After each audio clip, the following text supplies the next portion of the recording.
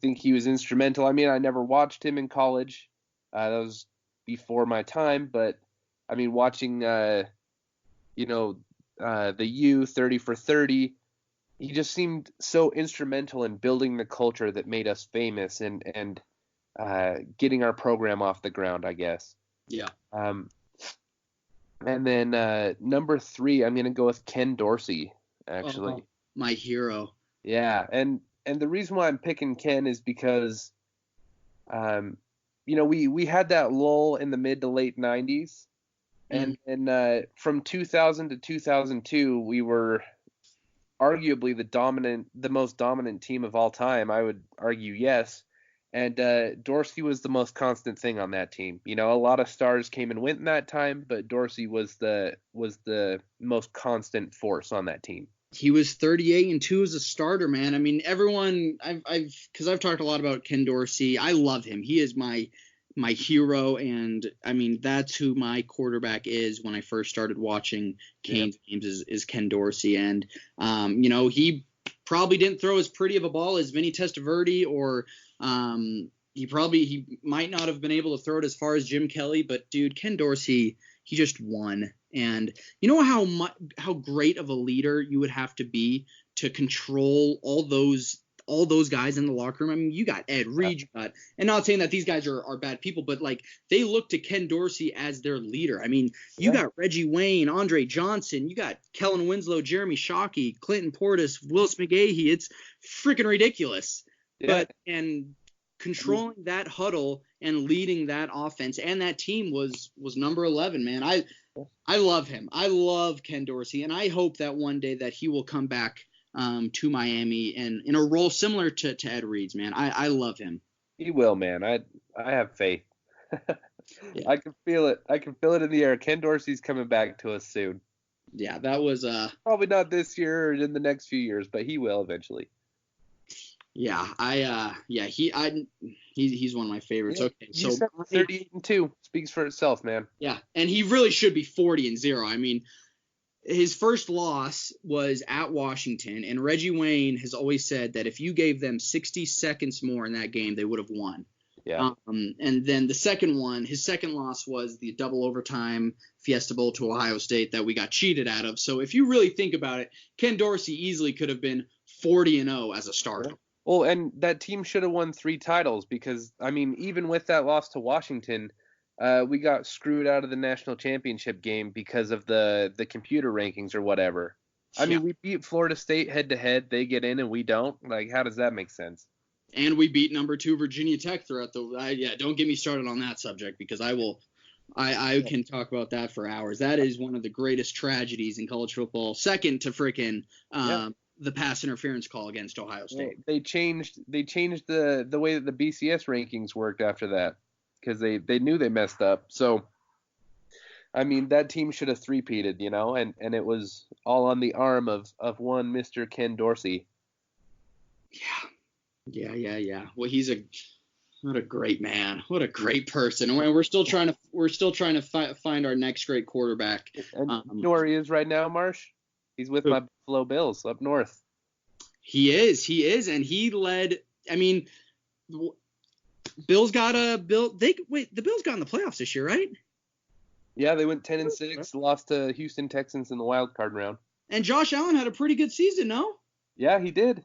Yeah. His passing stats weren't beautiful, but he was like 6th in fantasy points for quarterbacks. That's a big deal.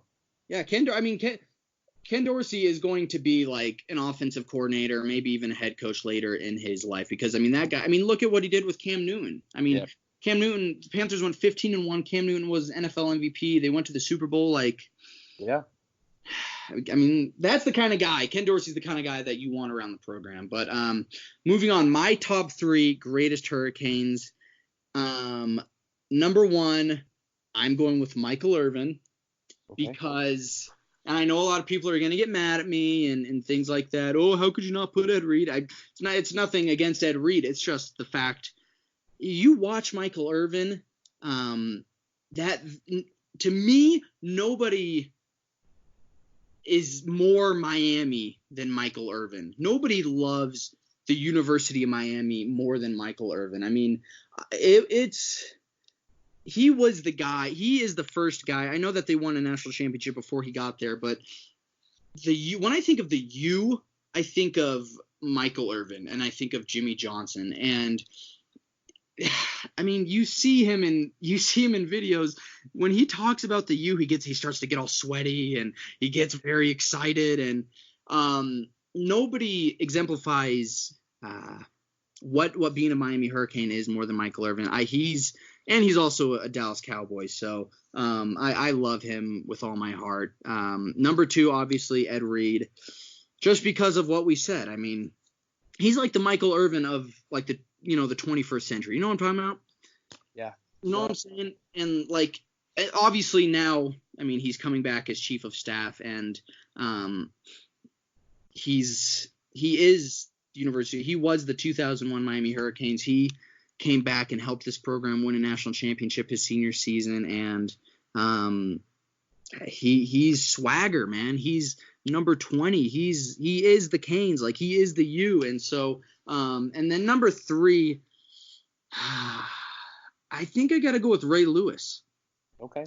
Yeah, I mean, nobody's going to have a wrong answer when they put out their top 3. I mean, I'm not even going to, like, Cali loved Jeremy Shockey because he is, that first game that he went to, Shockey was there, and I respect that. Shockey was a hell of a player. And Ray Lewis, he was kind of that player kind of in that weird transition for Miami when they were national champions, and then that mid-90s kind of a thing. So Ray Lewis, I mean, he's the greatest middle linebacker in the history of football. And he's the fact that we got – I'm like thinking about it right now. I mean, the fact that we had like Ed Reed and Ray Lewis, both Miami Hurricanes, that's just insane. And as you know, Ray Lewis is still close to the program. He did the reunion show last night, and all these guys just love Miami so much. And Michael Irvin said himself last night, when you win in Miami, you have got that whole city for the next 40 years. Yep. And so that's my list. Michael Irvin, Ed Reed, Ray Lewis. And I just love all those guys, man. Like, going back to that reunion show, what other college would have that? I mean, no other college besides the U is going to have that kind of show. I mean, it's Super Bowl week, and in the middle of it, they do a primetime show on Fox Sports highlighting some of the greatest Miami Hurricanes of all time and talking, what it meant to them to be a Cane. And I just have that's just so cool to me. Yeah, well, I mean, you hit it right on the head. What other college would? Well, it doesn't matter, because if it was any other school, nobody would give a crap. Yeah. It doesn't matter what team you're a fan of. When Miami has that, you're going to watch. I mean, nobody else cares if it's another school, but because it's Miami, because of how dominant we were, because of the culture and, just the swag, the dominance, just the contribution to college football as an entire sport, everybody cares. Everybody watched that. Yeah. Any fan of college football was going to tune in for that. And Miami is the only school that people care about for stuff like that. It's and people and like, how can you still say that? Oh, Miami's irrelevant. Like we just went 6-7, and Fox Sports still came and did a special on our alumni. Like, yeah, are you crazy? Like. But I mean, you know what? It also kind of pissed me off, because it kind of just showed me. It just, like, I was just thinking to myself, like, wow, like, we have got to start winning again. Like, I mean, I mean, just think about all the legends that Miami created when we were winning. Like, we gotta get it back, man. Yeah. All right. So let me ask you this, and I asked Cali this.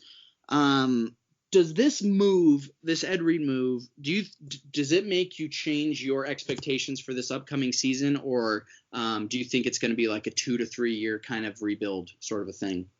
I don't know. I mean, I was already kind of expecting in the 9 to 10 win range. Yeah.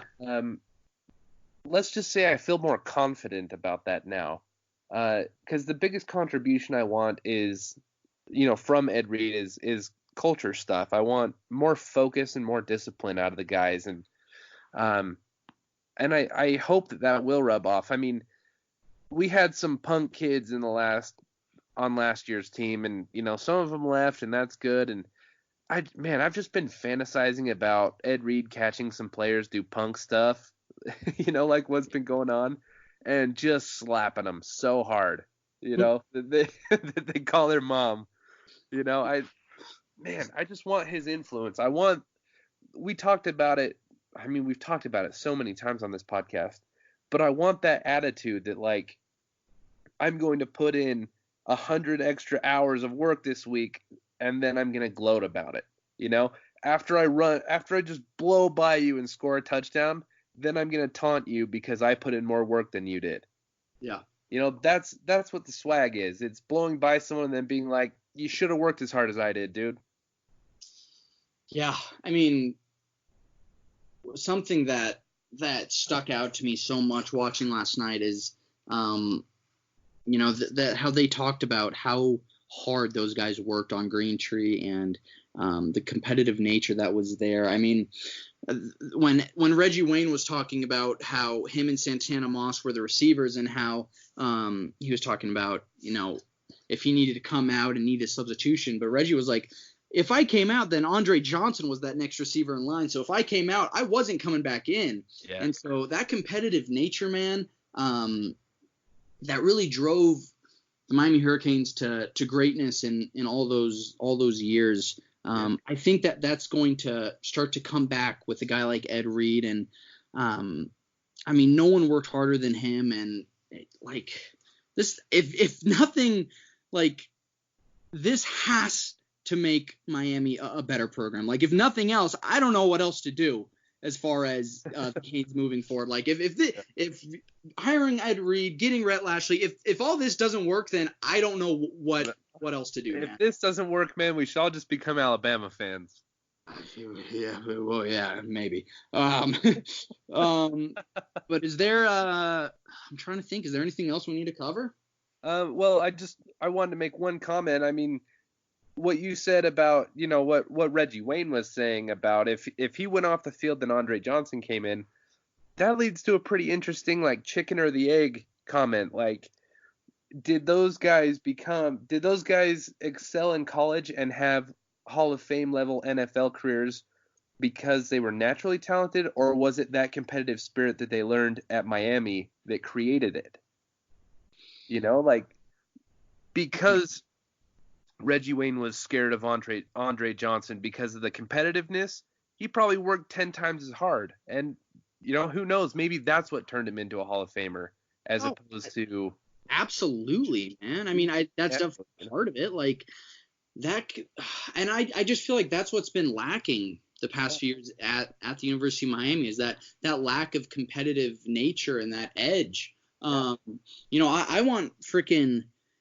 want Mike Harley out there not wanting to come out because he's thinking, oh crap, I got Xavier Restrepo behind me. I want D Wiggins saying I can't come out. I got Michael Redding behind me. He's going to be a baller. I can't do that. And so I hope that, I mean, there's just so many things that you hope comes from this Ed Reed change. And more than anything, it's just that culture, man. That culture that made Miami so famous and made kids want to come to Miami. I mean, you got to think that today, like, if Frank Gore is saying, I want to go to Miami, but I got Clinton Portis and Willis McGahee also there, he probably, I mean, you know what I'm trying to get at? I know exactly what you're saying. I think you're right. Like, players should want to come to Miami because they can compete against the best in the country at that position and make them a better player. I mean, we didn't have players like leaving to go, transfer somewhere else back in those days. Frank Gore waited his turn. Willis McGahee waited his turn. Andre Johnson waited his turn. Like, wait, turn, work, and compete every day in practice against the best at your position. Yeah, I think that's fair to say. I mean, what I was getting at earlier is I don't think we recruited Hall of Fame talent. I think we created Hall of Fame talent. That might have been the best thing you've said on this podcast so far, man.